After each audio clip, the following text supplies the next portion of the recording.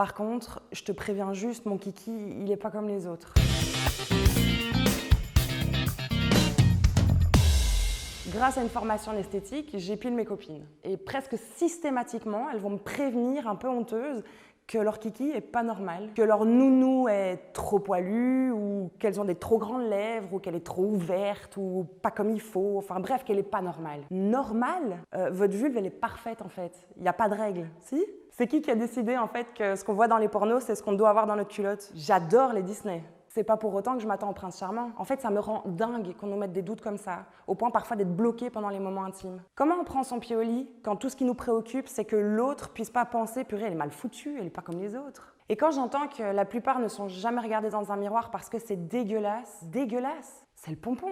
Il n'y a rien de dégueulasse dans nos corps. Ni la forme de notre vulve, ni nos poils, nos pertes, nos menstruations, nos odeurs, nos poils incarnés. Tout ça, c'est nous en fait. C'est ok, ça fait partie intégrante de nous. Et si on apprenait à les accepter en fait, nos vulves, à les chérir, à les adorer, à en être fiers, ben moi je suis sûre qu'elles nous le rendraient bien. Venez, on fait une grande soirée, tout à poil au-dessus du miroir, on compare, on se rend compte qu'en fait on est toutes différentes, que c'est ok, qu'on est unique. Du coup, Lola, Caro, Colline, toutes les copines, vous êtes magnifiques comme vous êtes, avec votre chatte unique. Moule frites! Abonne-toi!